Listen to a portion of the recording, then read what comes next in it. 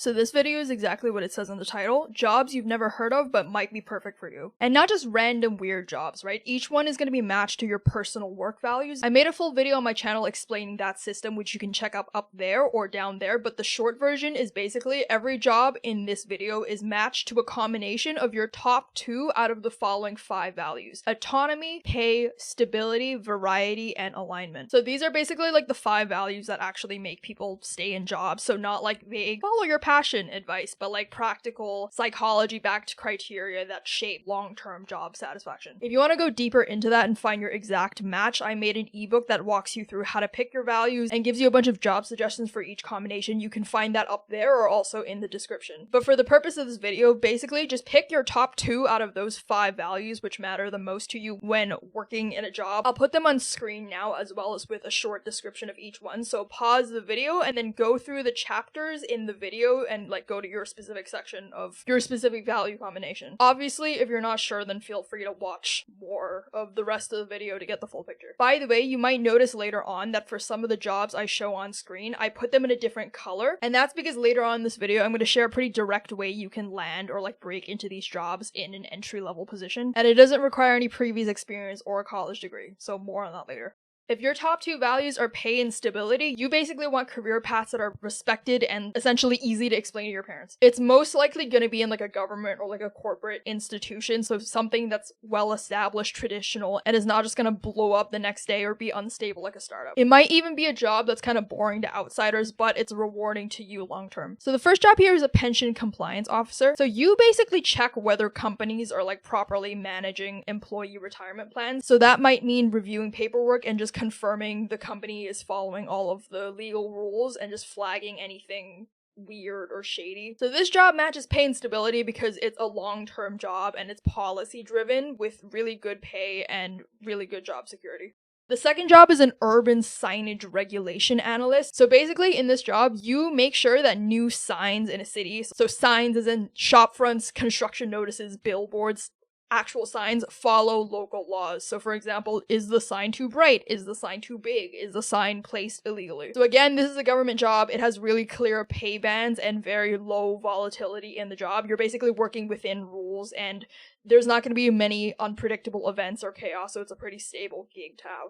The third job is being an institutional budgeting forecast specialist. So you basically predict how much money a big institution, so for example, like a college or like a public hospital makes and how they're going to spend it over the next like 3 to 5 years. In the job, you basically make spreadsheets and you help departments plan ahead so they don't run out of money mid-project. So this is like a really powerful role that's like pretty quiet and like understated inside universities or hospitals, both of which are like really stable employers because they're not going anywhere. You're probably not going to get laid off in a recession. That's the stability part. The fourth job is being a regulatory reporting coordinator in banking. So you're basically the person that sends like the required financial reports to the government or like financial authorities. So usually in this job, you just like copy and paste from the right systems into templates, but you basically need to like know what you're looking at. Basically, in short, you just make sure the bank doesn't get fined. And I said banking in particular because banking is still one of the highest paying stable sectors. Compliance and reporting are required by law. So again, your job is probably not going to go away in a recession, and people get promoted pretty fast when they prove that they're reliable in this job. The fifth job in this category is being an infrastructure asset registrar. So you're basically the person that keeps track of like every physical thing that a city owns. And I do mean like physical thing as in like traffic lights, street signs, roads, guardrails. You just keep track of stuff, you just keep track of like physical things. You catalog all of it in like a big database. So again, this job, it's for the public sector. It's deeply embedded in the public sector. Like physical things are not going away. It's a pretty low chaos, low drama job, high consistency, and the job is gonna exist as long as infrastructure exists, which is basically, as far as you're concerned, it's gonna last forever. The sixth job in this category is being an internal control systems analyst, so either for the government or for like the big 4 accounting firms. So you're basically someone that like maps out how the organization deals with risk. So for example, how is the organization going to prevent fraud? How are they going to make sure money isn't being lost? And you basically just keep the processes clean. On the day-to-day, you're probably like interviewing departments and you're drawing diagrams and you're basically just making sure no money is slipping through. So again, I said that this is for like the government or like big four accounting firms or like just big companies. This role is known for like pretty generous salaries and like really clear hierarchy, mostly because you're in such established institutions. Very low job volatility, and it's pretty prestigious without being very unpredictable. The next job in this category is being a business operations systems lead for either a university or for healthcare. So you're basically someone that helps departments stay organized, and you do that by like implementing workflow trackers, software systems, process guides, like tools basically to help the department stay organized. So for example, if you're working for a university and the university's student registration process sucks, then you basically help redesign it so it does not suck. Or like if a hospital doesn't know how to track inventory, then you build a better system for them. So the reason this is high pay and stability is because this is like an admin role inside a larger institution, right? And these are usually deeply protected jobs. You'll definitely have a pension. The raise or like the bands for a raise are going to be very stable and very clear, and there's going to be very little external pressure. The next job is being a civil records adjudicator. So you basically review and approve requests to change official records. So things like if someone wants to change their name or birth certificates, dual citizenship filings, or like corrections basically in legal documents. So again, this is kind of a forever job because civil records are going to exist. Like this system will exist. You're probably not going to be replaced by AI soon. Don't quote me on that. You're probably not, because there's too many edge cases in this role. So it's probably pretty stable, very policy bound, and it's going to be pretty low drama besides the occasional angry citizen. But to be honest, you get that in every job. The next job is being a municipal forensic accountant. So you basically work for a city or state government investigating misused public funds. So for example, you might be investigating overpaid construction contracts or like mysteriously disappearing budgets or like shady local officials. That's basically your job. So again, incredibly stable, very well paid. You're probably not going to lose your job in a recession. The next job is being a cyber risk assessor for mid-sized hospitals. So you're basically someone that audits and monitors the cybersecurity protocols in like hospitals and clinics, which are like too small to have their own full internal cyber team. That's why I said mid-sized hospital. So again, this is a really stable and well-paid job because the job is protected by regulation, and it's really important because it's cybersecurity, and it's essentially indispensable due to the fact that it's, again, essential to the hospital. The next job is being an HR policy officer, but on the union side. So you basically work for a government HR department or like a large union, and you review the internal policies, you resolve disputes, manage people's grievances. So again, this job has a clear structure, and the promotion ladder is a little slow, but it's consistent and it's clear. And there's also definitely going to be long-term pension. So it's secure, and there's like little volatility due to government/union backing. And also because this is like an HR role, but it's like not a performative HR role. So like in the sense that you're not HR organizing birthday parties or like yoga for a startup, but you're doing like actual tangible HR work, like you're filing policies for 20,000 employees or like citing labor law type of HR. So like your job is always going to be there.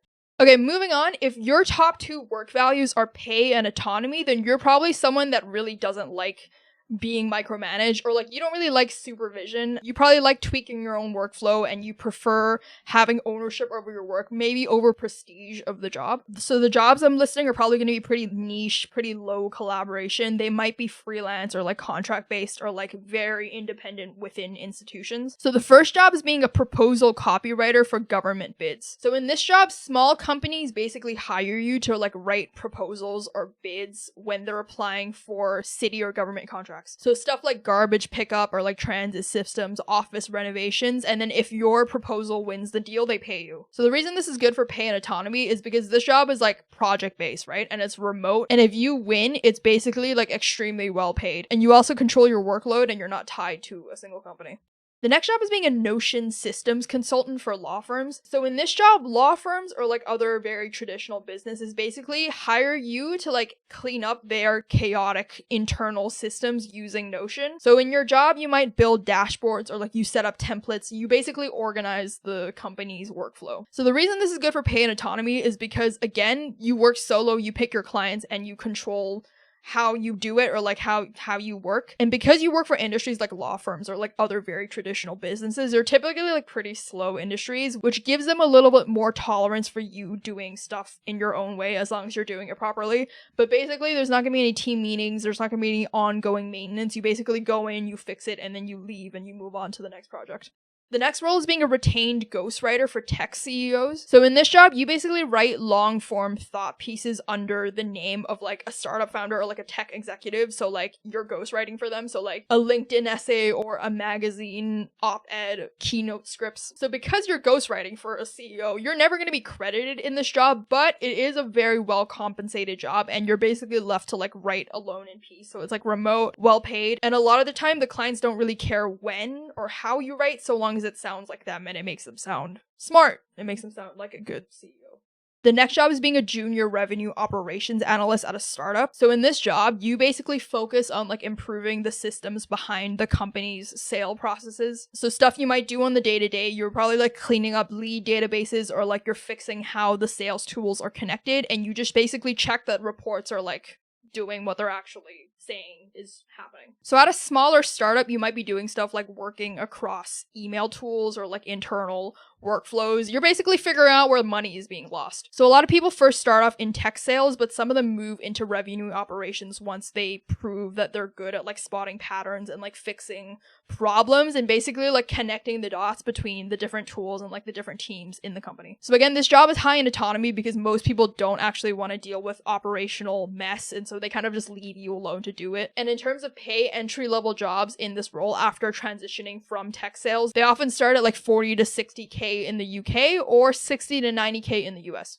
The next job is being a freelance API documentation writer. So you're basically someone that writes instruction manuals for software developers so they can understand and like use APIs. So APIs are basically, very simply, it's basically like a tool to like help different programs talk to each other. So most of it is basically translating like someone's messy software notes into like a clean and readable guide. So again, this job is like high paying, it's remote, and you basically just write the documents. You don't have to attend any meetings. It's pretty good job if you're good at it.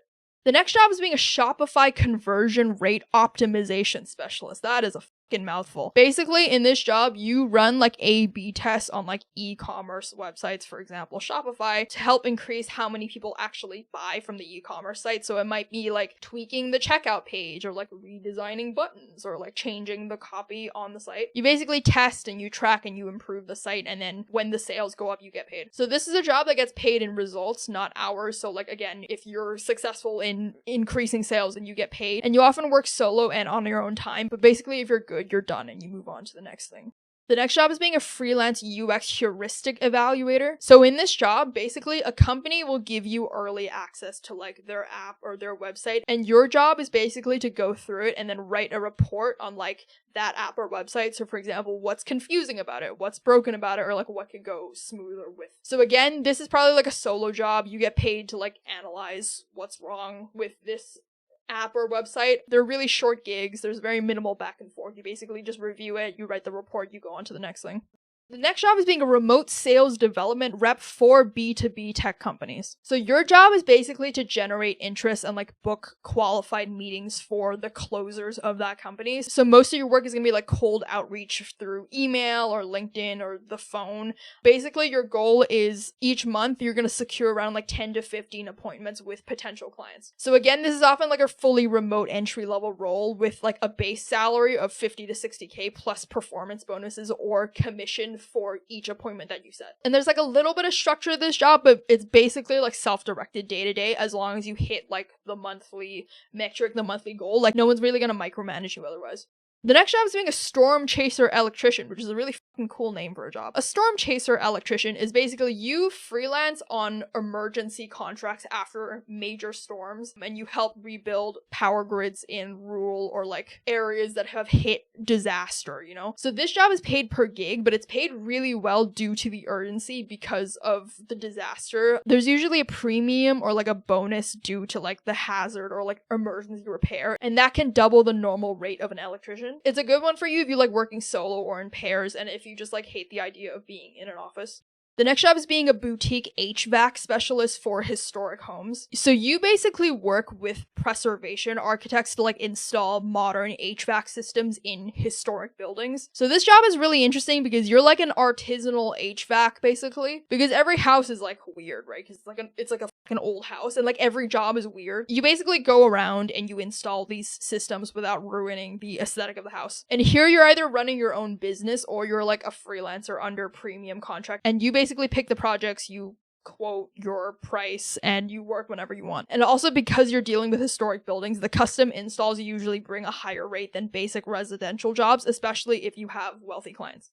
The next job is being a film set plumber. So this is basically a plumber, but for film sets. So you're hired per shoot to fix plumbing issues on like sound stages or location sets. So a film set plumber usually gets paid significantly more than like a standard residential or commercial plumber, especially if you're working in a city with like a really strong film or TV industry. So like LA, Atlanta, Vancouver, London. And the reason these pay way better than like a regular plumbing job is because they're usually like union gigs, or this is like an emergency call out, which is going to start at like double the standard rate of a plumber. And also union rates, overtime, night shoots, and weekends are going to boost this rate. And most importantly, it's because film sets are like temporary and they're very high stakes. So they will really pay you a lot for like your speed, your discretion, and your reliability. Basically, a plumbing issue can like halt $1 million production day. So like they're really relying on you for like speed and discretion. So they're willing to pay a lot more. And again, it's autonomous because it's like a really short-term contract. And no one's really going to tell you how to do the job as long as you're getting it done quickly and reliably.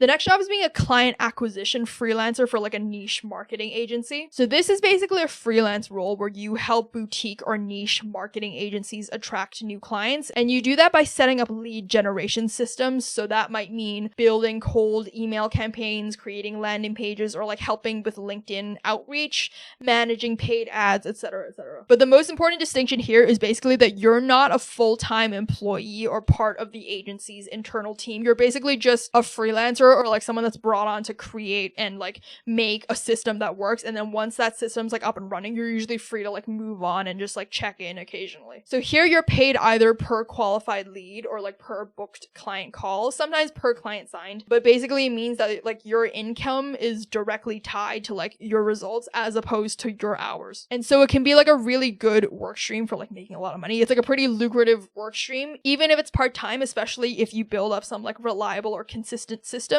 And since the work is usually remote, you have like full control over your workflow and your hours and like the type of clients that you take on. The next job is being a freelance 3D drafting consultant for like a small architecture firm. So this is basically a really specialized freelance role where you take on like 3D rendering or drafting work for small architecture companies or like interior designers, property developers. Basically, you work for like smaller firms who might not actually have their own full-time drafting experts on staff. So they basically outsource a lot of the technical visuals or like floor plans or like 3D modeling to independent contractors like you. Here, again, it's autonomous because you're hired per project or like per deliverable, so you work independently, either from home or from your own studio. In terms of pay, the rates can vary based on your niche and your expertise, but if you're like a really good freelancer, you can charge up to like 75 to 100 an hour or up to like 500 per project. And again, this role is autonomous because while you do have deadlines, because you have to adhere to the client deadlines, it's not really schedule bound work. So it's for people that have this skill or like want a well-paid technical role without being tied to like a bigger office or like a bigger team.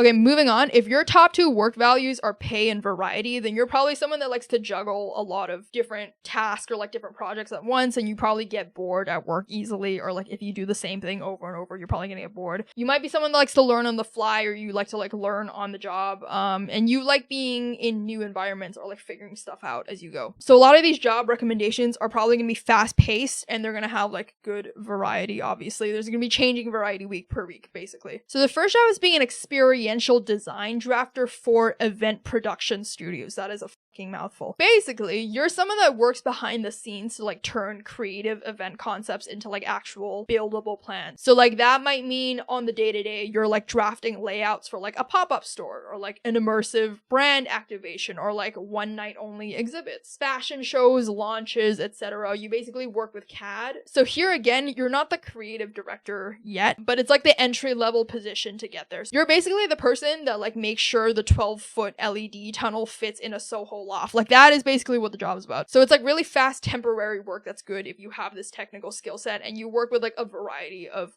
artistic clients maybe, and each project is essentially a weird, bizarre, strange puzzle.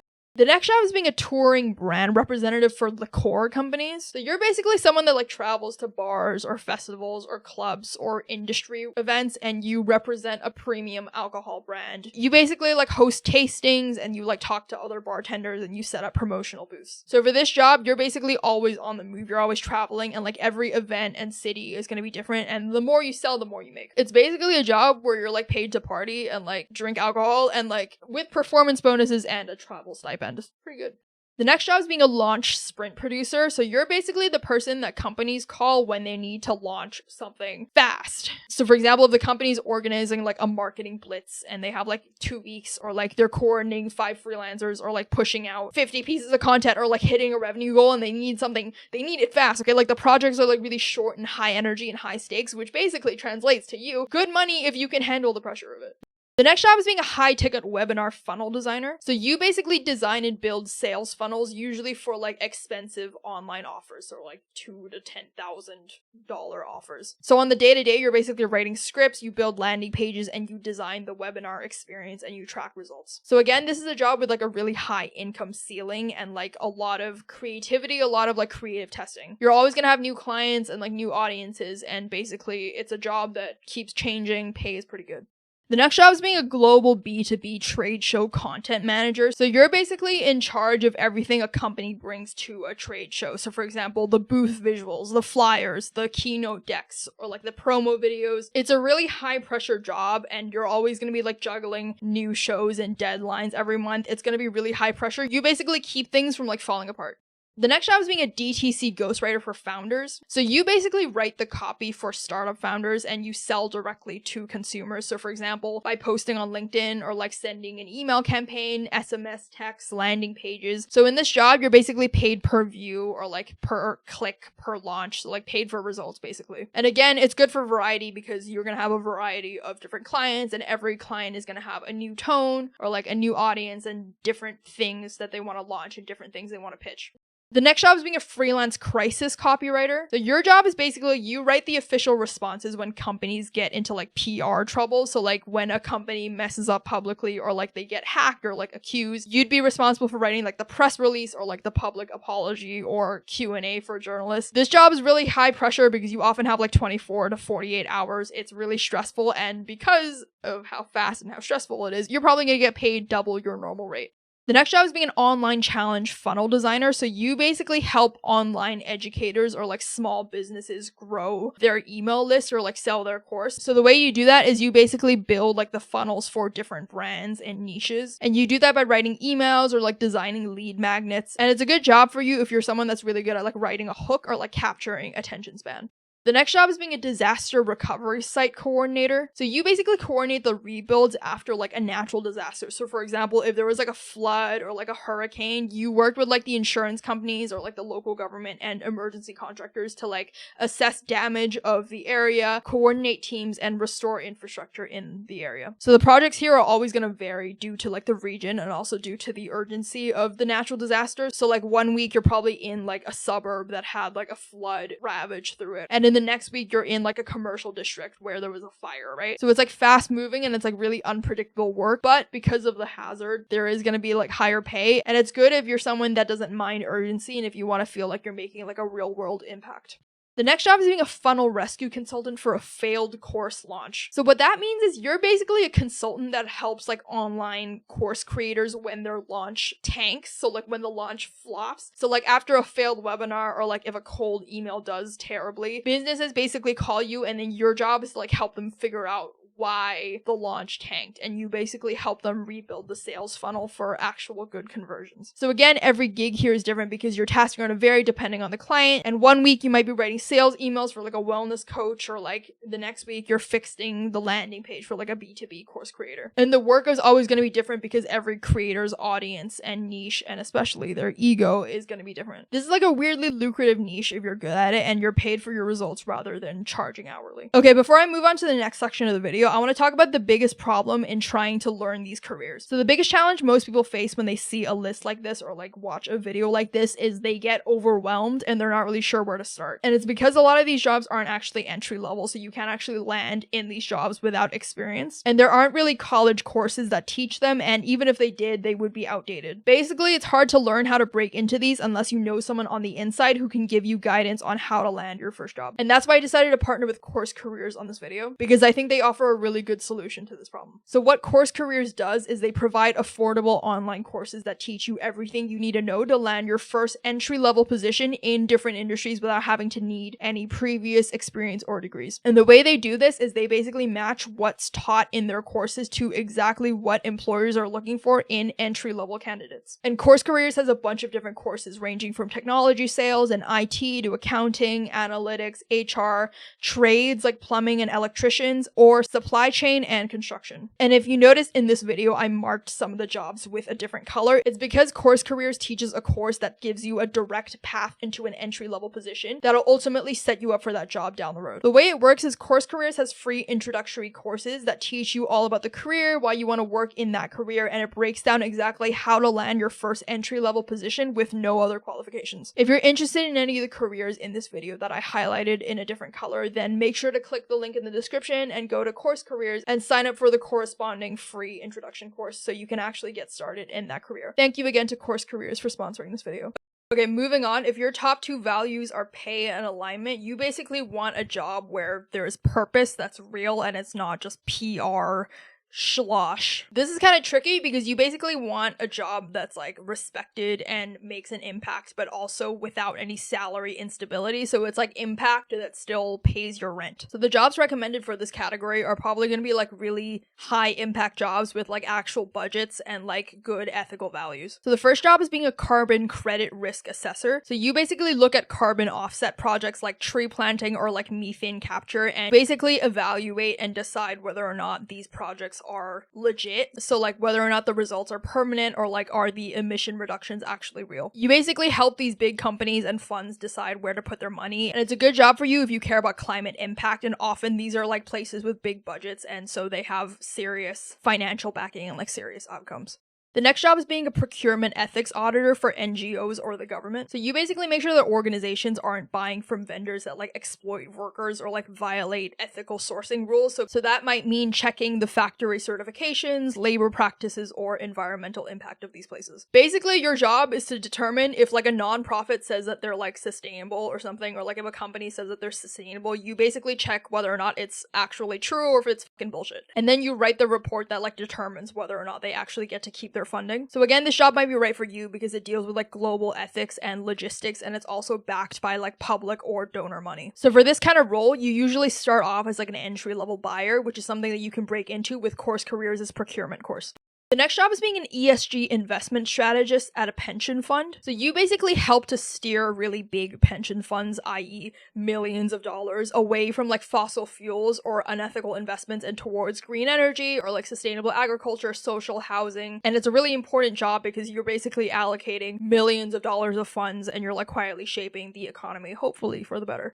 The next job is being a grants impact modeler for global health or for education. So you basically run projections such as like, if we fund a literacy program in Uganda, what's like the likely improvement going to be in 2030? You basically use data science and policy modeling skills to model these real world outcomes, and you deal with a ton of donor money and influence. You basically help like nonprofits and global organizations justify how they should spend their money.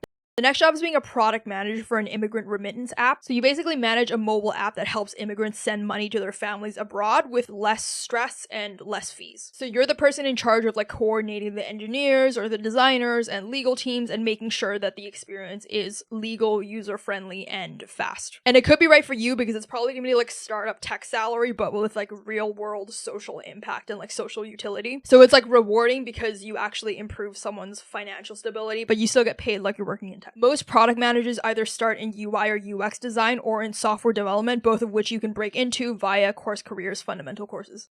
Next job is being an ethical supply chain consultant. So you basically help fashion or food or beauty brands clean up their sourcing. So you might be the person that vets factories, or you advise on like alternative materials, or help redesign the entire production process to meet ethical standards. And this job is pretty lucrative because a lot of consumer brands will pay you really well to avoid PR disasters, especially if those brands themselves are B Corps. The next job is being a public health campaign funding director. So you're basically the person that like oversees the finances between like really big health initiatives. So for example, like an anti-smoking campaign for a city, or like vaccine drives or meal programs in public schools. And you work with like different teams, such as like the creative teams, the vendors, the government, the health experts, to keep everything on budget and on mission. The next job is being a partnership lead at an ed tech nonprofit. So you're basically the person that builds the relationships between a nonprofit tech organization. So for example, something that's making learning tools with schools or libraries or local governments. So you might pitch pilot programs, or like run training days, or coordinate the grants. And it's a really good job with real community impact and actually good pay. And these are usually pretty stable organizations with good funding and a good mission that actually helps public education.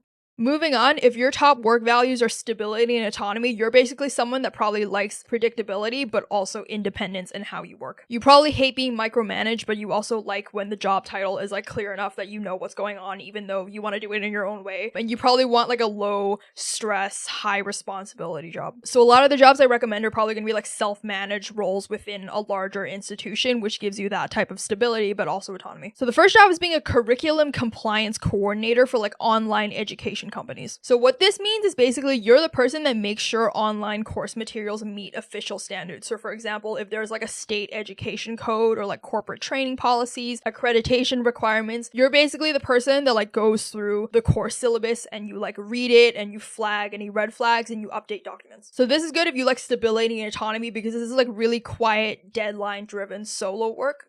The next job is being a utilities meter data analyst. So you basically go through the usage data for water, gas, electricity, and you look for like weird spikes or broken meters, billing errors. And this is good for stability and autonomy because it's basically the same type of work every day, but the problems themselves change and you get to control the pace at which you work. The next job is being a workplace accessibility compliance consultant. So you basically inspect like workplaces or websites, applications, programs, and you make sure that they're accessible to people with disabilities. So for example, you might be measuring a hallway, or you might be checking like if the buttons on an online website are like high or low contrast. So like it can be a variety of tasks. But basically you work alone, you deliver a clear project. It's project to project, and you basically check it against checklist, control, leave real impact. Pretty good job.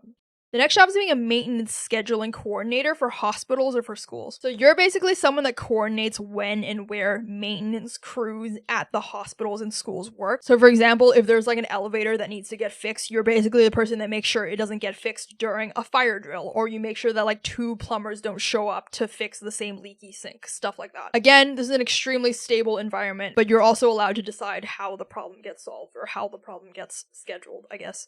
The next job is being a longitudinal study data manager for public health or for education. So you basically track data for research studies that are like spanning year long. So like from like 3 to 7 year research studies. So for example, it might be a study in child development or chronic illnesses, long-term learning outcomes. You basically organize the survey results, you fix typos, and you remind people to upload their files. So here there's a stability in that you're working for like a year-long project. So it's like one long project, but you basically get independence on the day-to-day. The next job is being an internal document workflow specialist for a large legal or medical firm. So you basically create and maintain the systems that like link contracts or like memos or like internal forms from like one team to another team within the large institution. You're the person that makes like the really confusing folder structures that no one else understands except for you. Again, this job is stable because you work within a large legal or medical firm, so like a stable organization. There's going to be long-term security, and you basically run your own workflow day to day. The next job is being a software QA analyst for government tools. So you test internal software for government departments. So for example, like the DMV's appointment scheduler, or like the payroll portal for the city council, or like a courthouse case tracker. And you basically just file the bug reports and you like check updates. So here, because you work in a government department, the deadlines are pretty slow moving, but also the job is going to be really stable. And it's basically a tech job, but with like way less stress and chaos. And you also have a pension attached to it. The next job is being a transportation permit coordinator for city government. So your job is you issue permits for anything that affects roads. So for example, if there's construction going on, if there's going to be a festival or a parade, or if there's going to be sewer maintenance, you check like timelines and maps and like potential conflicts for the roads, and you basically just make sure that like no one blocks traffic at the same time, basically. This is basically a really stable job with like defined processes, but there's some variety because the specific cases will keep changing. The next job is being a schedule and route planner for public transit agencies. So you create the work schedules and route coverage for bus or train operators. So it's a job with like a lot of math and a lot of scheduling. And you basically just mess with like the time slots and like holiday crowds and union rules, basically. Huge bureaucratic consistency in this job, so it's pretty stable, but you get to deal with like different issues and puzzles every day. Moving on, if your top 2 work values are stability and variety, you're basically looking for jobs with like long-term employment, but there's like variety on the tasks that you do day to day. So the first job is being an instructional designer for corporate learning and development. So you basically build the internal training content for companies. So for example, the onboarding process, the compliance process, sales refreshers, and there's going to be a huge variety of tasks because you basically do everything within corporate L&D. So like cybersecurity for the IT team, or like soft skills for new managers. So this is going to be a really stable employer, but the projects are constantly rotating across teams and different topics, so it has the variety that you kind of crave in a job. The next job is being an implementation specialist for GovTech tools. So you're basically hired to help government offices install and like customize new tools. So for example, if there's a new tool for like case tracking or like citizen portals, HR systems, etc. And you're the person that basically teaches people how to use them, and then you move on to like the next department. So like there's a next variety of different tools to do. So you're a full employee in one organization, which gives you that stability that you crave, but it's like a bunch of different little tech tasks within that organization.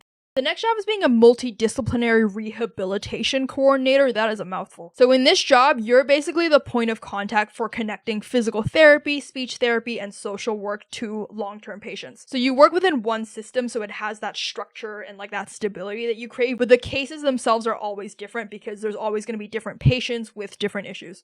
The next job is being a curriculum localization manager in international education NGOs. So in your job, you help like a nonprofit take one core curriculum and then localize it for different countries. So for example, you have to adjust the language or like adjust examples and cultural references. And here you basically work for one nonprofit education NGO. So like the mission and the structure is similar every day, but there's variety due to the different countries that you have to localize the curriculum for.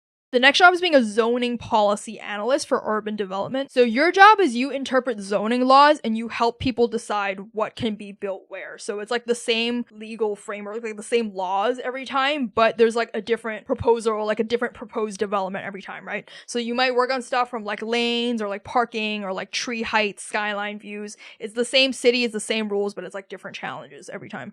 The next job is being a patient engagement lead for a hospital network. So you basically design and improve patient programs. So those might be feedback loops, education campaigns, or like outreach for underserved patient groups. So here you're basically working for one hospital, right? So there's that stability, but your focus area is going to shift every quarter depending on the needs within the hospital. And it's like it's basically like an institutional job, which is like stable, but there's like a ton of like internal different movement within it. The next job is being a public library programs coordinator. So you basically create the workshops for like a public library or like speaker nights, film clubs, literacy drives. Really stable job because you work for the public library, so public sector job, but you're always inventing and like dealing, coordinating with new events. The next job is being a museum education manager. So you basically help like one museum run school tours, adult lectures, weekend kid events, or like Q&As with curators. One job in a museum, but the content and the audience is always changing. Moving on, if your top 2 work values are stability and alignment, then you're probably someone that deeply cares about your values and you want to contribute to something impactful, but you don't necessarily mind if there's not a ton of like external recognition tied to it. You probably crave some like institutional impact or to have like an impact on something long term, but you don't really want the chaos or like the stress or unpredictability of it.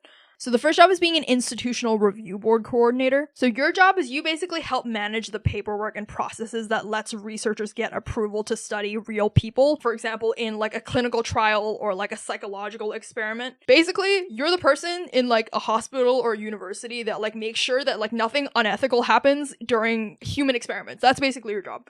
The next job is being a grant accountability officer for like public sector programs. So this job is basically checking that taxpayer funded grants, so for example like education or housing programs, are actually being spent in the way that they said that they were going to spend it. So you basically make sure that like public money is being used properly. And again, because it's for the government, it's a really stable government job with good ethical oversight. The next job is being a health equity program analyst for local government. So you basically work long-term inside city health departments or like public hospitals. And your job is basically you look at data and you like crunch data on like who's getting sick, why they're getting sick, and what can be done about it. And then you help design policy shifts like free screenings or like transportation to clinics to help improve the issue. The next job is being an educational equity compliance specialist. So your job is basically you make sure that public schools meet fair access laws. So for example, are the public schools meeting special education accommodations, language support, and then you review like complaints, check documentation, etc., etc. So again, really stable job because you work within a stable central school system, but it's on actual justice issues that like impact real people. The next job is being director of student retention at a community college. So you're the person that tracks which students are most likely to drop out of college. So for example, it could be that they're first generation or they're low income, they're caregivers, etc. And then you help create support systems that like help these students stay enrolled. So for example, giving them tutoring, giving them food access, or like better advising. And this job is really impactful because your job is literally you help people stay in school. The next job is being a policy fellow at a think tank or a foundation. So your job is basically researching and drafting policy suggestions in areas such as housing or aging, healthcare, education. And on the day-to-day, you're probably reading studies, you're talking to experts, and you're writing white papers, which influences future legislation or funding. The next job is being a digital ethics lead for a university or a public organization. So you basically help influence how big organizations use AI or data or surveillance tools, especially in schools or public services. And this is basically a permanent role in that university or that public organization, and it has really long-term, long-lasting effects and meaning to it.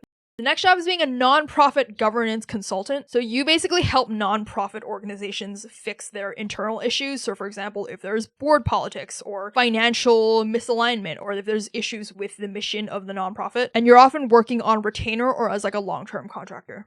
Moving on, if your top two work values are autonomy and variety, then you're probably someone, again, that needs variety of tasks to stay engaged in your job. You probably get bored easily, you pivot often, and you probably want a job or like you work best when you're allowed to like experiment and be creative and explore in your role. So the first job is being a sensory experience designer. So you basically help design immersive exhibits that hit different senses as in literally like lights, sounds, smell, touch. And the exhibits might be like an escape room or an art show or like a pop-up, and you're working with like theater, tech design, really experimental job with like full creative control over really weird creative projects. The next job is being an experimental product tester for tech or retail labs. So in this job, you basically get sent early prototypes of a product, and then you're the person that uses them, you break them, you try and figure out what's good about it or like what's bad about it, and then you write it down, you send back a report. The next job is being a pop culture archivist for digital libraries. So this job is exactly what it sounds like. You archive pop culture. So you literally curate and catalog stuff like memes or like fan fiction, TikTok trends, anime zines for digital archives. So some of these roles might be at a library or it might be with a creator. I think I would be good at this job if YouTube goes to and you probably work independently or like in really small groups, and you get to deep dive on niche topics with no repetition. The next job is being a pop-up concept store producer. So you basically help indie brands or like artists create temporary retail pop-up stores or like retail spaces, which are only going to last like a couple of days. You're the person that handles the location, the visuals, the layout, the launch of the pop-up store. The next job is being an interface voice designer. So your job is basically you write the scripts and like you decide the personality and the voices for like smart speakers or like customer service tools or like bots or apps. You basically decide the accent of like the smart fridge when it says it needs cleaning or like what tone your car's voice has. Next job is being an onboarding experience architect, which is just a fancy way of saying you're the person that like designs what new people at like a company, so like new employees see and feel when they use a product or join the company for the first time. So for example, the first click user flow, the onboarding kits, the welcome boxes, and you work for a variety of different companies all the time, and it's most likely going to be solo work. The next job is being a seasonal trend strategist for Gen Z or internet culture. Again, a job that I would be good at if YouTube goes to shit. Basically, you get hired by brands or like old people to like tell them what's trending. Or for example, the aesthetics, slang, current memes, emerging platforms. Most brands need this because they're run by old people and that don't know anything about internet culture. But it's like freelance culture, and it's good if you're chronically online, and it changes basically every day. The next job is being a mobile set stylist for an indie shoot. So you basically do the set styling for like music videos or short films, even TikToks. So you're always traveling, you're always in a different location. You basically design the sets, you bring the props, you design the space. You might be in a motel or like a skate park, etc. The next job is being an interactive workshop designer for libraries, museums, art centers. And you're basically in charge of making events like a DIY lab or like a zine pop-up, storytelling night, film night for like these libraries or youth centers or galleries. The next job is being a limited run merch consultant. So you basically help small creators like YouTubers or podcasters, small authors, plan and launch like one-time merch drops. Moving on, if your top work values are autonomy and alignment, you're probably someone that likes being self-directed at your job, but you want to work on something that's actually like ethically impactful and like has tangible impact on the wider community. So the first job here is being an independent reparations consultant. So in this job, you basically work alone on a project basis and you research the harms that a city or like an organization may have caused. So for example, redlining, forced evictions, and then you help propose ways to like repair that harm. So for example, it might be through funding or like programs or through policy. The next job is being a tool librarian at a community marketplace. So your job is basically you run like the tool library in a makerspace. So for example, it might be like maintaining drills, maintaining 3D printers, zines, or like a mutual aid fridge. The next job is being an accessibility UX researcher for civic platforms. Your job is basically you specialize in like user research for public tools. So like you might be looking at voting portals or like the city websites, transport apps, and you're checking it for accessibility. So you're basically helping like disabled users use these tools. And then if something doesn't work, then you like write it down, you document it, and then you suggest change. Again, in this job, you do have to interview people, but you most likely work independently and you do directly improve public access. The next job is being a curriculum designer for prison education programs. So your job is basically you design the curriculum or like the learning modules for incarcerated students. And it's a really independent and meaningful job, and you often work in like GED prep, literacy, or job training. The next job is being an ethics consultant for tech startups. So this is basically freelance work for like a tech organization or like a tech startup, and you basically audit how that company handles privacy or data or how they use AI. The next job is being an anti-exploitation consultant for creative freelancers. So your job is basically you teach creative people or like artists how to not get screwed, basically. So you might build a workshop or you might make tools or like provide one-on-one support for these artists or freelancers, which teach them about pricing or like contracts or like scope production. And finally, if your work values are alignment and variety, then you're probably someone that wants to work on something emotionally resonant and like emotionally aligns with you, but is also creative. So the first job is being a sensory experience curator for memory care centers. This is basically someone that helps build experiences which help dementia patients reconnect to their memory. So you might be using scent or sound or texture, light, art therapy, neuroscience, might make me cry. The next job is being an interactive exhibit designer for children's museums. So you're basically the person that invents things in a kid's museum that the kids can like touch or like play with or climb, spin, make noise with. You basically build weird little exhibits.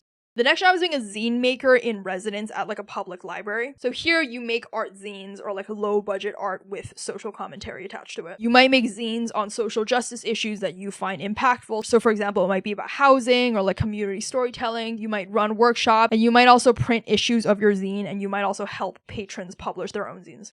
The next job is being a creative producer for urban light festivals. So you basically work on urban light art, so like grand scale public art fixtures, but it has like different themes and like different ideas every time, different teams, and you basically coordinate huge visual installations which involve lots of money, lots of projections, music, interactive tech. The next job is being a workshop facilitator for at-risk youth. So you basically run workshops for at-risk teens, and you might do this through poetry or comics or drawing exercises, and every day you're working with different students and like different stories and different ideas. And finally, you can be a cultural events programmer for local government or for arts councils. So you're basically someone that designs city-sponsored or like government-sponsored festivals, art events, workshops, talks, film nights, story hours, poetry in the park, etc., etc. Thank you for watching this video. I hope you find it useful. Again, if any of the careers here were interesting to you, especially the ones that are highlighted, and you want to learn more about them, then you can check out Course Careers. And if you're interested in my other job-related videos, then you can check out this playlist or this video that YouTube thinks you should watch next.